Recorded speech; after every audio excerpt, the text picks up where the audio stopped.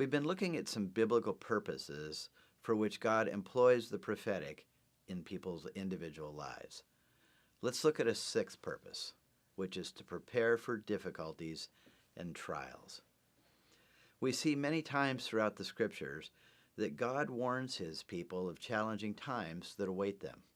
And it certainly helps to be forewarned, for then a person or a team can be better prepared and equipped to navigate what lies ahead and to do it in a faith-filled and faithful manner. We see in the Old Testament that Pharaoh was warned in a dream that 7 years of famine would come. Appropriate preparations were able to be made because of that warning. The early church was warned by a prophet named Agabus of a famine that would come, and the early church responded with that knowledge accordingly. Paul knew that an arrest and imprisonment awaited him in Jerusalem and eventually in Rome, and as a result, he was prepared. In fact, it says in Acts 20, verses 22 through 23, "And now I'm going to Jerusalem, drawn there irresistibly by the Holy Spirit, not knowing what awaits me, except that the Holy Spirit has told me in city after city that jail and suffering lie ahead."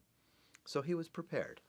As I mentioned in a previous blog, a number of years ago, my wife and I received a distinct sense that a business venture in which I was engaged as a consultant would have a very distinct start and a very precise duration, and that we would clearly see when it was time to transition to the next opportunity.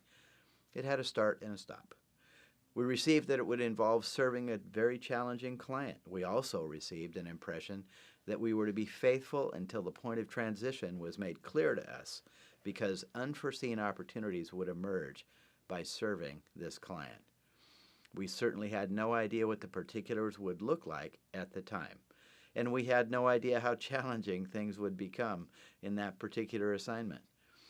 We often referred in the middle of it to this heads up that we'd received from God, that we knew we needed his strength, and thankfully we had his perspective. By the way, we could not have foreseen the amazing opportunities that were birthed out of that very season, and now years later we're still living and rejoicing in those opportunities.